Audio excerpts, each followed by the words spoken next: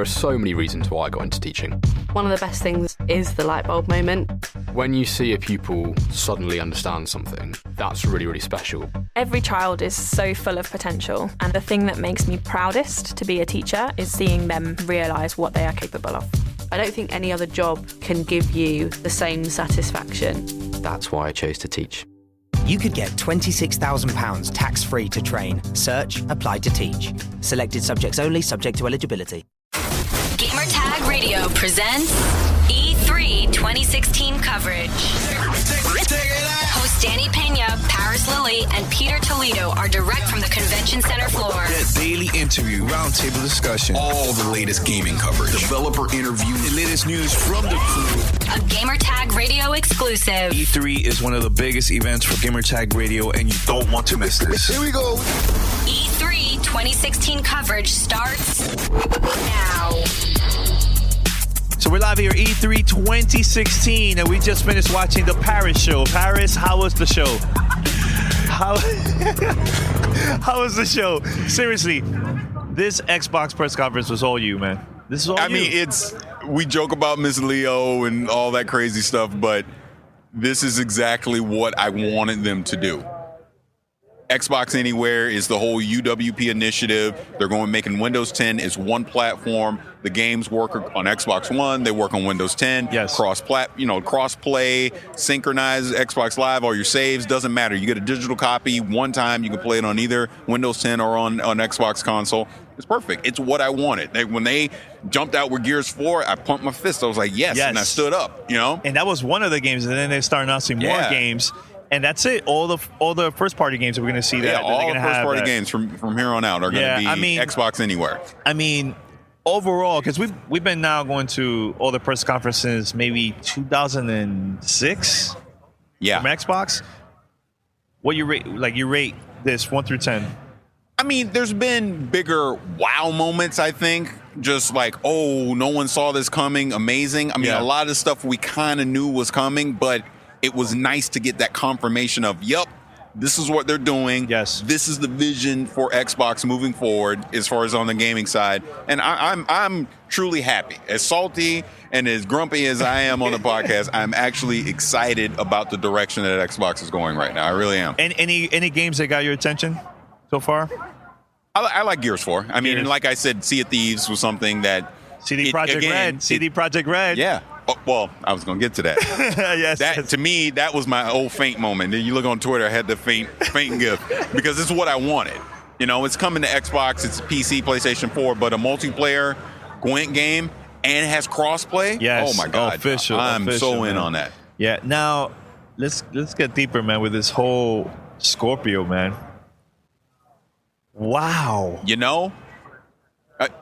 Pete, yeah, you haven't talked. All right, just specs-wise, talking 8-core, 6 teraflops of data of throughput on the GPU, 40% smaller integrated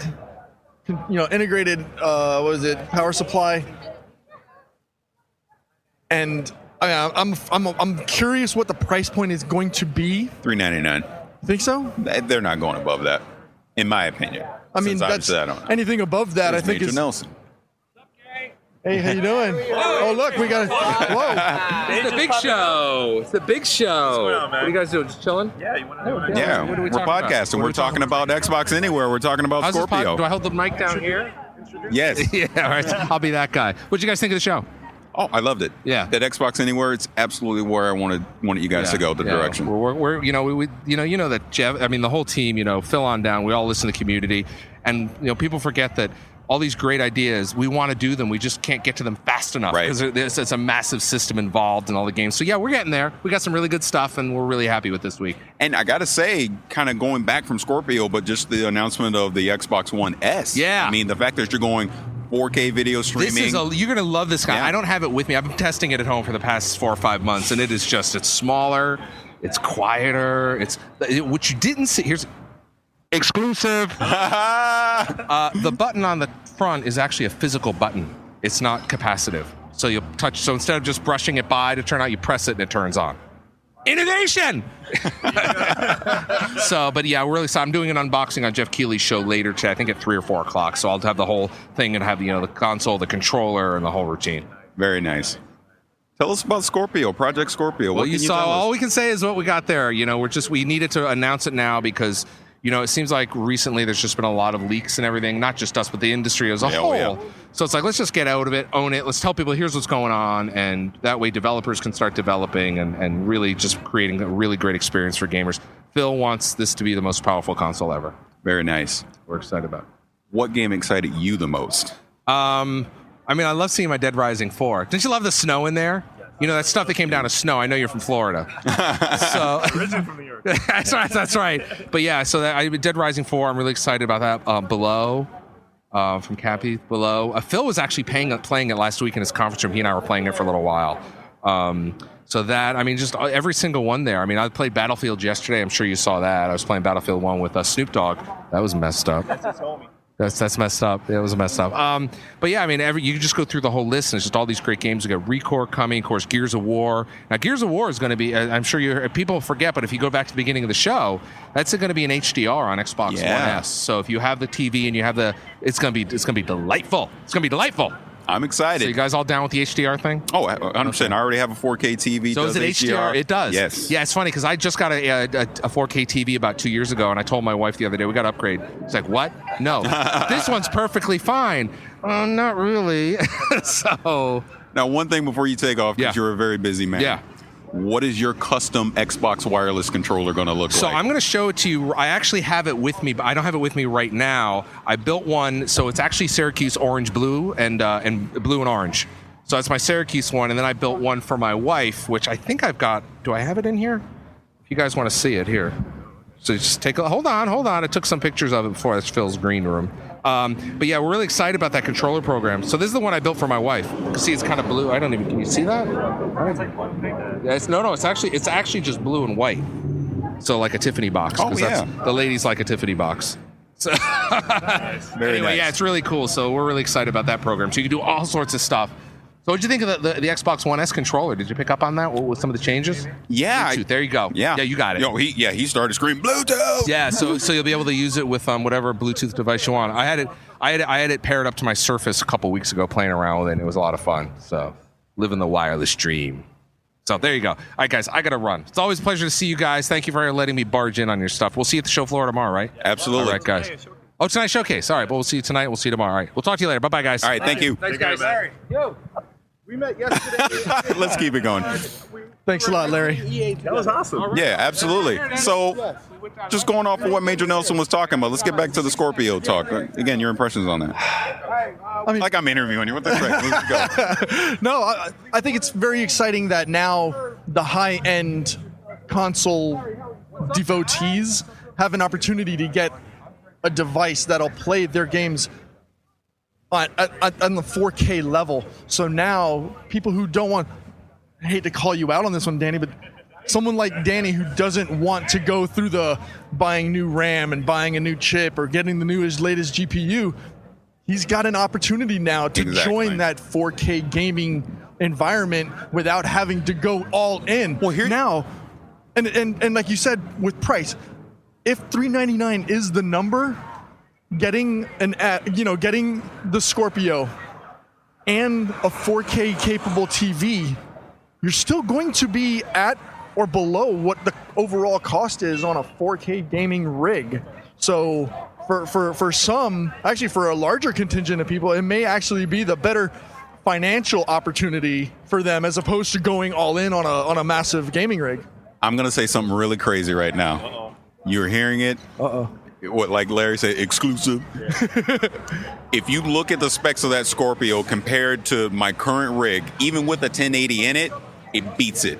So it made me pause and think as I'm watching that, do I need a Scorpio for true 4K gaming? Or do I just, because think about it, even if I get a 1080 right now, I'm probably going to have to invest in a 1080 Ti or something like that in 2017 to match what they're doing.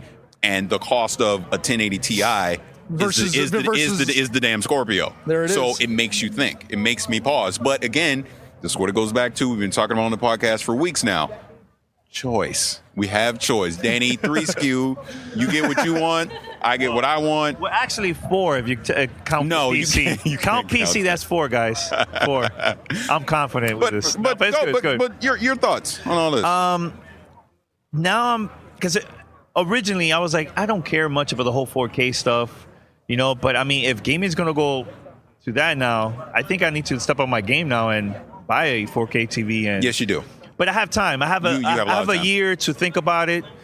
I'm excited that they're making these changes now, man. So I have a year to think about it, and we'll see what happens next year. And the thing too I want to know is the price, man. And let's talk about this. Like, we're going to the Sony press conference later on tonight. Are they gonna announce Neo? Are they gonna say something about Neo, or just save it for Gamescom, or maybe save it for next year? That's the question that I have now. There's a lot of, and we'll see tonight. So this is all pure speculation. It'll probably change by the time we get to the Sony press conference at the end. They could just say, you know what, we said we weren't going to talk about Neo, but since our competition talked about Scorpio, yeah, here are the specs on Neo. Here's when we're expecting it to launch. It's going to come to you sooner than what Microsoft is doing. With Microsoft literally drawing the line in the sand, it might be too late for Sony to even say or make changes to what they were going to do. Because for them saying, okay, now you've got to get to that 6 teraflops level just to get on the same level as Project Scorpio, and with the reported performance being, 4 on the new PlayStation Neo, and only... And again, we don't 100% know because Sony hasn't really shown their cards yet, so we're assuming at best, right at this point, 4K video and not games, actual 4K gaming. Is it too late for Sony to react? And if so, do they push back that launch date so that, it gives them some kind of time to maybe bring up their tech? I'm glad you said that, because there's a couple different ways they can go with it. It could be too late to change the specs on what they want to do. And if the plan was to launch in September or October of this year, they go ahead and do that. And their messaging is, while our competition is claiming 4K gaming in late 2017, we're giving you the Neo and the power of 4K gaming today. And you will have all of 2017 to play all of our games now versus waiting to hope and see what Microsoft is going to do. That could easily be the messaging. And if it is true that the Scorpio comes out and completely blows away the Neo, who's to say that they don't iterate in 2018? You know what I mean? I mean, this is the thing. We're getting into this thing now where the hardware doesn't matter because, well, it matters, but it doesn't matter in the sense that your games work on all the platforms, right? So it's forward and backwards compatible. If they want to get in an arms race with Microsoft, they can do that, and you leave it up to the consumer to choose if they want to buy in on it. So it's going to be very interesting to see what happens tonight. They say they're not going to say anything. Maybe they stick to their guns and say nothing. But if they do say something, it is a direct reaction to what we just saw today. Absolutely. Now my thing is, if Sony doesn't say anything, to me that's kind of like a panic move too. No, man. it's not. But I feel like they need to say something. Don't say anything about the specs, but say something. But they already did. But basically, they're saying we said something first, and the competition reacted to what we said. Yeah, but it's not. Reading it from a blog is not as powerful. I agree. Than a press conference. Them announcing in a press conference will make a major impact. Andrew House should have come out on stage and acknowledged the Neo. Yeah. But by the fact that he acknowledged it and said they weren't going to talk about it, if they do talk about it now, to me, that's a stronger panic move. Because he was like, hey, we already came out and said we weren't going to talk about it, so why would we now, because of what our competitor said, now talk about it? Yeah. If anything, that would be the panic move to talk about it. Well, I just want to say, man, this has been a crazy day so far, and there's more stuff coming up.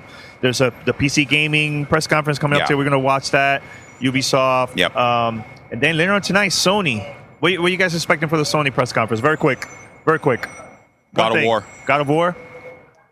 Hardware reaction to Microsoft's response to Microsoft's unveiling today. Yeah, and show some Shenmue stuff, I guess. I don't know. Probably. That's it. They better. You know what? I'm glad you said that. Yeah. They better freaking show something for Shenmue, because after the song and dance they did last year, you get it to Kickstarter, they better show something, because people were like, why did I invest my money into this? Yeah. Give me an update. Quick thing. I forgot to mention this. No Crackdown.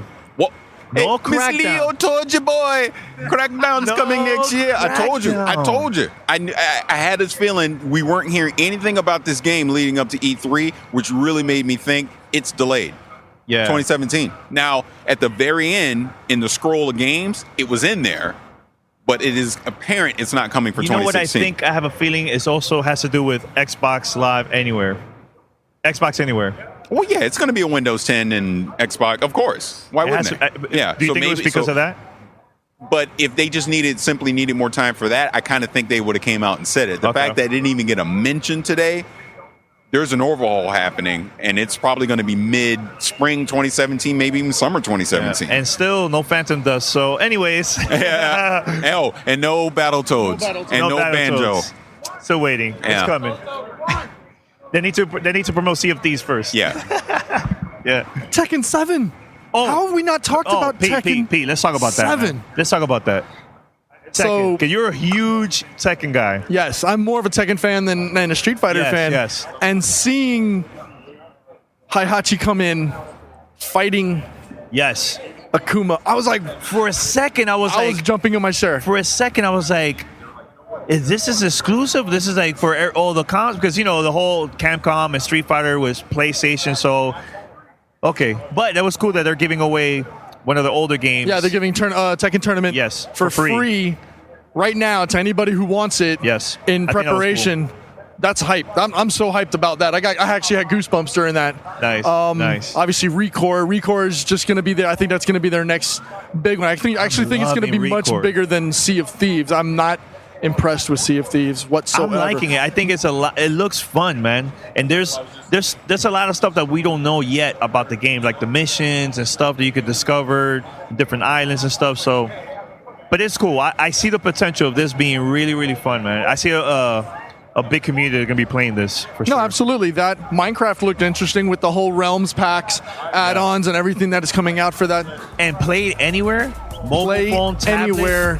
Wow, that's cool. All right, so we're going to wrap it up, and we'll see you later on today. Sony press conference. Peace.